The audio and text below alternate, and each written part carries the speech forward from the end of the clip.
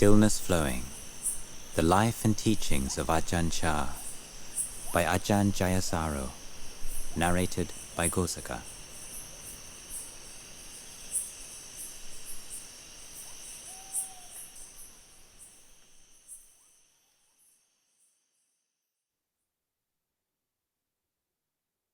Chapter 10.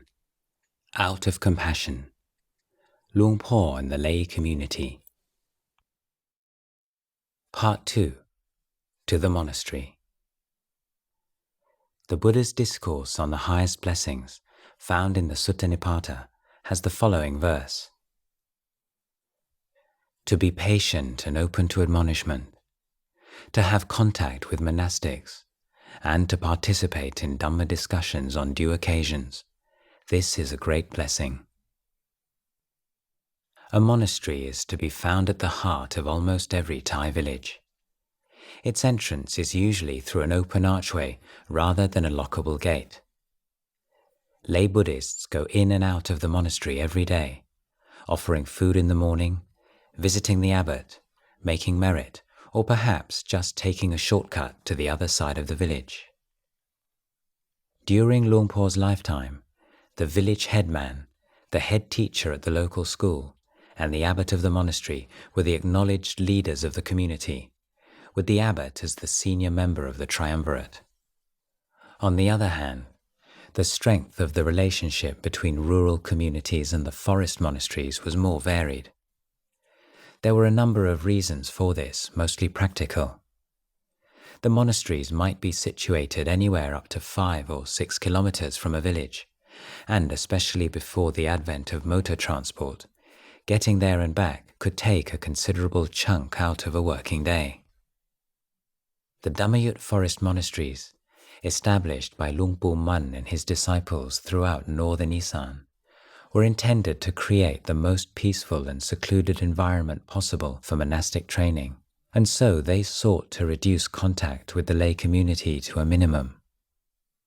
Lay people were welcome to go to the monasteries in the morning to offer food and to request teachings or advice from the abbot after he had finished his meal. But these Wats would not accept invitations for monks to take their meal in lay people's houses on auspicious occasions, or to enter the village to chant the verses for the newly deceased. The observance day would pass like any other. There would be no lay people taking 8 precepts and staying overnight in the monastery. The abbot would rarely give a formal discourse to the lay community. The result was a lack of distractions for the monks, but at the same time, a reduction in the positive impact that a good monastery could produce in local communities. It's in his policy towards the lay Buddhist community that Luang Por differentiated himself most clearly from the majority of Luang Por Chah disciples. It's clear to see from the accounts of the lay supporters of Wat Pah Pong how much importance Luang Por gave to teaching and training them. The time he was willing to put into encouraging them to live good lives, year in, year out, endeared him to them. Luang Por's more inclusive style of teaching, integrating the teaching of monastics and lay supporters, was linked to his emphasis on wisdom as the heart of spiritual life. He wanted people to understand themselves and to know how to live their lives wisely. For householders, that included giving advice on everything from basic principles of hygiene and diet to how to rear children and make an honest living, and extended to the means to develop meditation and insight. It was a seamless teaching. He instructed his lay disciples that study and insight into the simple, undeniable truths of their bodies and minds could transform every aspect of their lives. In most other forest monasteries, Dhamma practice was seen to demand the development of high levels of concentration or the intensive application of specific meditation techniques. In such monasteries, monks often viewed the lay people as living in conditions incompatible with the quiet and seclusion required for such profound inner cultivation. Owing to this view, a rather dismissive attitude to the local villagers could take hold. In gist, practice generosity, keep the 5 precepts, that's good enough. Perhaps uniquely amongst forest teachers, on every observance day, Luang Por would lead the lay community in meditation and chanting and give them discourses that could last many hours at a time. The lay supporters were given a sense of belonging and a pride in themselves as Dhamma practitioners and as disciples of the forest monastery. People who spent time at the forest monastery were not universally praised. One common view was that monasteries were a last resort for people who had problems they were unable to solve. One reason why there were always fewer men than women amongst the lay supporters was that many men were afraid that going to the monastery regularly would be seen as a public admission that they had difficulties they were unable to deal with, a prospect that few males of any culture can bear with equanimity. The converse of this idea was that if life was going well, then there was as yet no need to go to the monastery. It had long been the custom in Thailand to consider the study and practice of Dhamma to be a pursuit for the elderly. Youth, apart from a rite of passage ordination for the men, was for education and enjoyment. The middle years were for raising a family, and old age was for going to the monastery to do good deeds and find some inner peace. In Dhamma talks, Luang Por constantly encouraged people to abandon this way of thinking. The monastery, he said, was a refuge from the stresses and strains of daily life. It was a place where people could take a step back from their lives, take an overview and learn life skills that would stand them in good stead in their daily life. If they left it too long, it might be too late. He teased people who waited to go to the monastery until they could no longer sit on the floor and were too deaf to hear the Dhamma talks. Worse than that, they could die first. And the only way a corpse gets to go to the wat is when it's carried there for cremation. Apart from the people who believed that they had too little suffering to need to practice Dhamma, there were those who felt they had too many worries to make it worthwhile. Even if they went to the monastery, they believed, it would be a waste of time. They could never find any peace until their troubles were sorted out. To Luang Por, this was like someone saying that they would not go to see the doctor until they were feeling better. At the monastery, everyone could learn ways to handle the stresses of their situation better. Did the Buddha wait until he was free of defilements before going to the wat? Was he free of worries? On a daily basis, contact between the Sangha and the laity revolved around the offering of the daily meal. Every morning, local villagers would walk to the monastery to help the nuns with cooking side dishes to supplement the food gathered by the monks on alms round. Any food that was left over after the monks and nuns had taken their share would be distributed amongst them and then taken home for their families. One of the women who seldom missed a day for many years said, "Luang Por taught us about preparing food to offer the monks. Fermented fish, for example. He told us to boil it first before putting it into the chili sauce and mixing it with the green papaya salad, because raw meat was forbidden by the Vinaya. He said raw fermented fish and meat were food for tigers. We are cultured human beings, he said. We should eat cooked food." That's the kind of advice he gave. We tried out the things he suggested at home, and it was good and beneficial, and had no drawbacks. We didn't get liver flukes like the people who eat raw foods. Luang Por didn't want us to smoke or drink alcohol either, and that was good for us too. It was good for our health, and it saved us money as well. The monastery kitchen was overseen by the nuns. In it, the Vinaya rules and conventions relating to food were strictly adhered to. The nuns were devoted to cleanliness and order, mindfulness and attention to detail. They achieved a high degree of cleanliness, one especially impressive for a building largely open to the elements.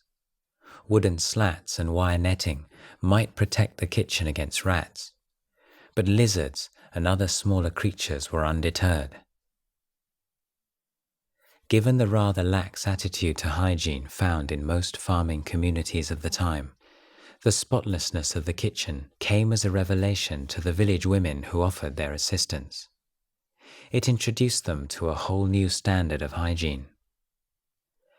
The influence of the Wat Pah Pong kitchen gradually spread to the villages around it, a tangible reminder of the positive influence that a monastery could exert in its local area, even in mundane matters of diet and hygiene. Observance Day. The weekly lunar observance day was the day that Luang Por encouraged his lay supporters to come to the monastery and receive teachings. Many would arrive in time to offer the morning meal and not leave until dawn of the following day. During this 24-hour period, Luang Por would give 2 Dhamma talks, one in the morning and a long, sometimes very long one at night. During the day, people would rest, read Dhamma books, meditate, sweep leaves. Outside of the harvesting period in October-November, members of farming communities could choose their day of rest. People working in the town and city could only manage the full observance day when it fell on the weekend. The numbers would grow in the evening as those who had been working during the day arrived. In the morning, all the lay community would formally request the 8 precepts for the duration of their stay in the monastery. This entailed, amongst other things, abstaining from food after midday, dressing in simple, modest clothes, everyone wore white, and refraining from wearing makeup and jewelry. Every observance day, the monastic community would spend the whole night meditating in the Dhamma hall. The laymen and laywomen would join them. Luang Por recommended those who could not find time to go to the monastery to nevertheless make the observance day a day to give special attention to their actions and speech, and to devote time to reflection and inner cultivation. He advised them to refrain from all entertainments for the day, give up their evening meal, and sleep alone on the floor, using the time freed by such renunciation to study Dhamma and to meditate. If they could not manage every observance day, then they should at least try on the 2 big ones, the full moon and dark moon days.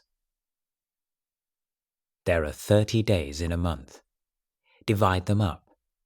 Give 26 to the world, and 4, the half moon, full moon and dark moon days, to the monks. For these 4 days every month, try to get to the monastery. There, you can take a rest from worldly activities and keep pure sila. On these 4 days, you don't make any bad kamma. 4 days, that's all. More than 4, and nobody would want to take it on. As lay people, I understand that it's normal to create bad kamma at times. But the Buddha asked you to refrain for at least 4 days a month. If you find the time every month, then in 2 months that's 8, and in a year a lot of days. But if you make every day into an ordinary people day, how are you ever going to truly flourish as a human being? How will your mind ever be radiant and know the way things are if you don't practice, if you don't make the time? It's not possible. Entering the monastery, all worldly matters were to be left outside. No gossiping about family or work or local scandals was to be tolerated. The elders were encouraged to be good examples to the younger members of the group. Those of you who want to smoke or chew betel nut, go outside the monastery gate. In the morning, after you've taken the 8 precepts, had your meal, and listened to a Dhamma discourse, then go outside and practice walking meditation. After that you can take a short nap, but don't let it be for very long. After a suitable time, get up promptly and go and do some sitting meditation. Following your evening bath, go to the hall and practice sitting meditation for a while longer before evening chanting. After chanting, relax for a short while, but don't chat. This was a time to put effort into practice. Coming to listen to a talk on Observance Day, it's not enough to simply turn up at the monastery. Just as a cloth has to be clean before it can absorb any dye, so each person coming to the monastery should prepare themselves in the right way. They should dress themselves in clean and appropriate clothing, cleanse their actions and speech, and make a determination to cleanse their mind, to make it ready to receive the Dhamma. Luang Por's Dhamma talks were eagerly awaited by the local villagers. Sometimes he wouldn't talk for so long. After a certain time, he would say, "From now on, pay attention to a silent discourse." And he would start to meditate there on the Dhamma seat.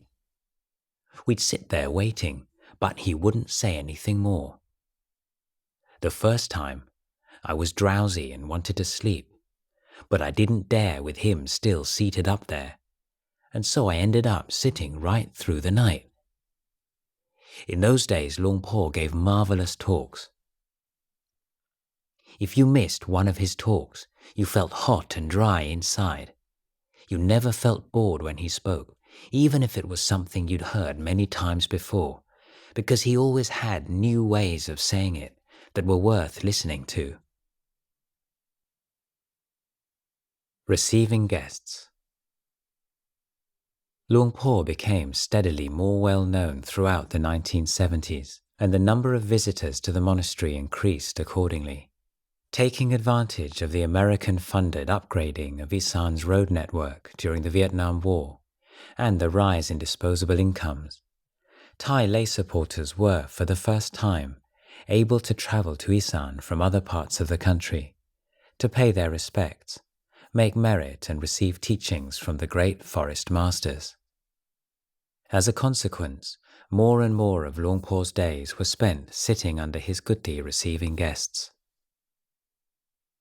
In later years, particularly on weekends or holidays, he might be sitting on his wicker seat teaching by 9 o'clock in the morning and hardly rise from his seat until the afternoon or evening, as a steady stream of people flowed in and out of the central area of the monastery. The lack of rest and exercise this entailed started to affect Luang Por's health. One wealthy lay supporter became concerned and asked permission to build a fence around Luang Por's kuti so that it would be easier to restrict access to him. Luang Por refused outright. Ajahn Wirapon, one of his attendants at the time, remembers him saying, "They come a long way. They don't have much free time. It would be such a shame if they were to come so far to see me and then be disappointed." Once, during a period of ill health, a monk asked him how he dealt with all the demands for his attention and blessings. Luang Por replied, "If I still had wrong thinking, I'd probably have died a long time ago, because there are a lot of people here all day. But it's as if there's nobody at all. If you have right view, then there is nothing. There is nobody coming and nobody going. The mind just rests in its native place." The Buddha's teaching that it's a great blessing to meet with wise people is one that has taken deep root in Thai society. Apart from local farmers and their families, Luang Por's guests came to encompass the whole spectrum of Thai society: government employees, academics, politicians, soldiers, scientists, police officers, business people and bankers, doctors and nurses, university students, school teachers, and their pupils. These people came from the surrounding area and from other parts of Isan, from Bangkok, and from other regions of the country. Some came from overseas. People came for different reasons: to pay their respects, to make offerings, to ask questions about private problems or matters of Dhamma, or to listen to a Dhamma talk. Luang Por was never seen to favor any one particular group. It was clear that he tried to give everyone equal time and attention and seemed completely indifferent to social status. His attitude is expressed well by a story told of a great master in Japan. It is said that an old student went to visit the master after a long absence caused by the demands of a burgeoning political career. At the abbot's residence, the man gave the attendant monk his card, upon which his elevated status in the government was elegantly inscribed. After a short time, the attendant returned with the card and the news that the master knew no such person. The old student, after frowning for a moment, took out a pen and, scribbling on the card, obliterated the characters denoting his title. The attendant monk took the card back to the master, and shortly afterwards returned to usher the man within. One of the ideals of the Buddhist monastery is that people of all walks of life mingle together, unified by a sense of themselves as fellow Buddhists, rather than divided by identification with family background, income, or livelihood. If there is an aristocracy, it is one of age. Respect for the elderly and close attention to their wishes remains. This temporary suspension of social divisions is an ideal, and one frequently forgotten in Thailand today, but it was something that Luang Por strongly encouraged. Luang Por was famed for his ability to teach the most profound matters in simple terms that his listeners, whatever their background, could understand. He was adept at tailoring his manner and vocabulary to the needs of his audience. Many people who had grown up with the idea that the Dhamma was far too profound for an ordinary person to grasp found listening to him an exhilarating experience. A common reaction was that he brought the teachings alive for them for the first time. On one occasion, a visitor who had seen a number of Western monks in the monastery asked Luang Por how many languages he could speak. He replied, "Oh, lots.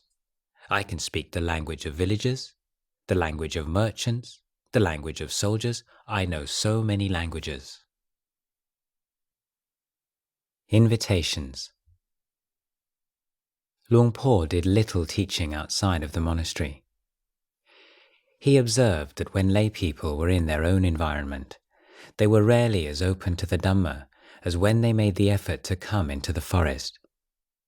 In the monastery, the peace and lack of interruptions, the physical separation from worldly concerns and comforts, the emotions that arose from entering an environment devoted to spiritual goals, all assisted in creating the conditions conducive to the absorption of Dhamma.